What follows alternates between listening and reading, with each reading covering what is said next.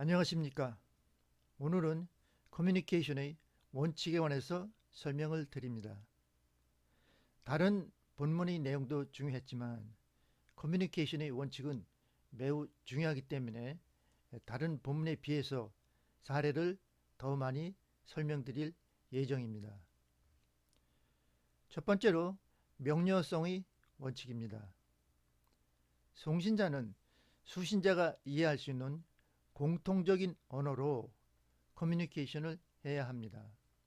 만약에 수신자가 이해할 수 없는 언어로 커뮤니케이션을 하게 되면 수신자는 송신자의 생각, 의도 등을 알 수 없으므로 의사소통상에 문제가 될 수 있지요.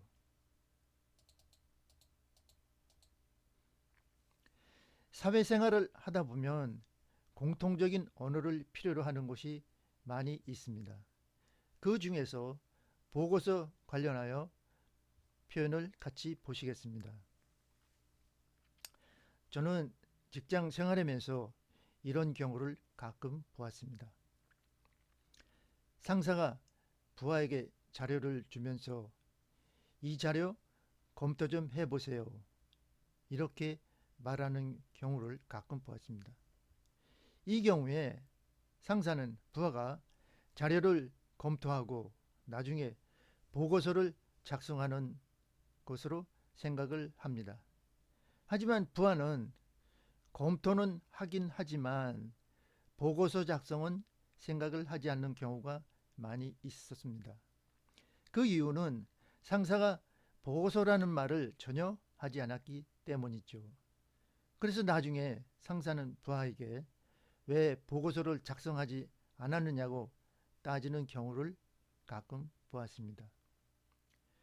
또 보고의 종류는 구두보고 또 문서보고가 있는데 이를 처음부터 명확히 해야 합니다. 또한 보고서 내용에 어떠한 특정한 내용이 포함되기를 원하면 이것도 처음에 명확히 해두는 것이 좋습니다. 다음은 되는 대로 빨리라는 표현이죠.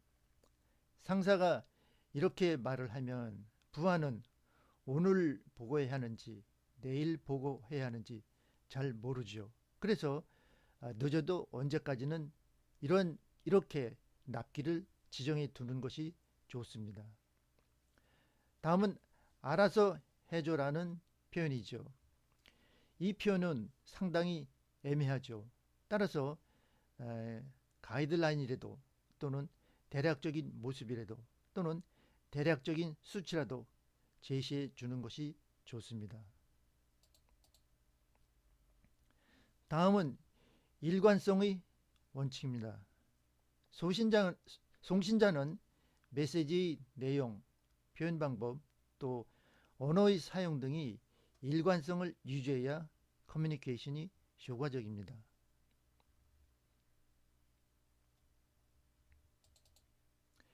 예를 들면 S전자에서 경영혁신운동을 한참 진행하던 때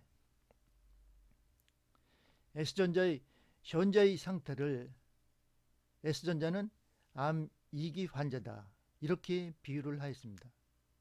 그래서 구성원들은 모든 사람들이 야 이제는 정말로 위기이다 이렇게 공유를 하였습니다.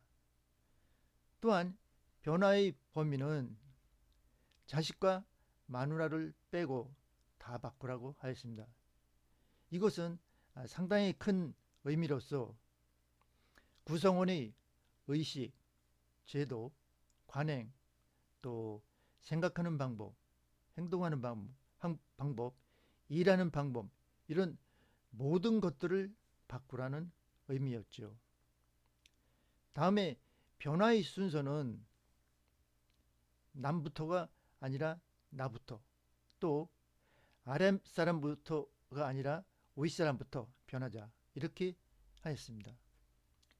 또 조직이 크다 보니까 당연히 변화 거부자가 있었지요. 그래서 변화 거부자에 대해서는 변화 안 해도 좋으니 동료의 뒷다리는 잡지 말라 이렇게 하였습니다. 즉 가만히 있으면 월급은 주겠다. 그러니까 동료의 어떤 변화를 방해하지 말라. 이렇게 말을 하였습니다. 이런 방식으로 동일한 메시지를 계속해서 듣다 보니까 당시 이건희 회장님이 방침이 모든 구성원들이 머리와 마음속에 확고하게 자리를 잡게 되었습니다. 다음은 적시성의 원칙입니다. 이벤트나 상황이 발생되면 바로 적시에 커뮤니케이션을 해야 효과적이 됩니다. 적시성의 원칙이 필요한 경우는 어디 있다고 여러분들은 생각하십니까? 예를 들면 칭찬을 해야 하는 경우, 또 감사의 메시지를 표현하는 경우 등에 있겠죠. 또 피드백을 해야 하는 경우, 물론 이제 피드백에는 좋은 뜻도 있고 나쁜 뜻도 있죠. 다음으로 그 예상치 못한 상황이 발생한 경우, 이런 경우도 있죠. 물론 여기에도 좋은 경우가 있겠고 나쁜 경우가 있겠죠. 특히 나쁜 경우에는 즉시 상사한테 보고를 해갖고 상사의 생각이나 의견을 받는 것이 좋겠죠. 다음은 전달의 원칙입니다. 메시지는 필요한 모든 조직에 전달, 배포되어야 합니다. 만약 어느 문서가 어느 부서에는 배포가 되고 어느 부서에는 배포가 되지 않으면 어떻게 되겠습니까? 문서를 받지 못한 부서에서는 기분이 나빠서 업무에 협조가 소극적으로 될 가능성이 있습니다. 저도 이런 경우를 경험한 적이 있었습니다. 제가 문서를 받지도 못한 상태에서 상대방의 부서에서 업무 협조를 해달라고 하였죠. 저는 어떻게 된 일인지 알아봤더니 문서 배포자가 우리 부서에 배포하는 것을 깜빡한 적이 있었습니다. 다음은 적정성의 원칙입니다. 메시지는 수용 또는 실행되는 것이 중요합니다.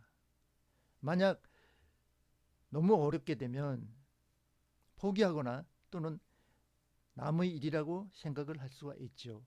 따라서 예를 들면 초등학생이 학생에게 대학생의 수준을 문제를 내면은 안 되겠죠.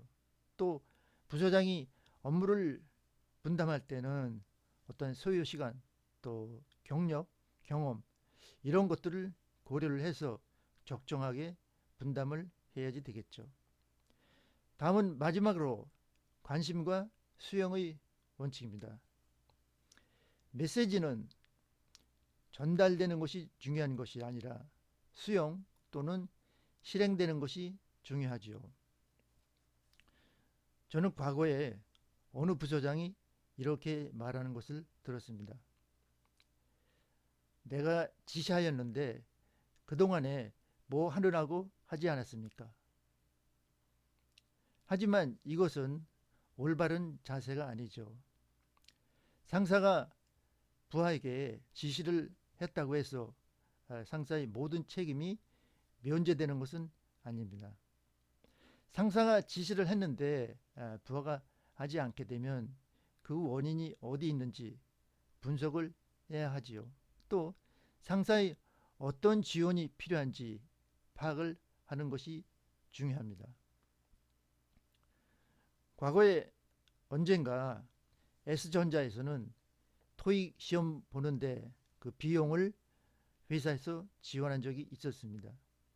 그 이유는 토익 그 응시 비용이 아까워서 시험을 안 보는 사람들이 있었기 때문에 그 사람들을 위해서 시험에 응시하도록 하기 위함이었습니다.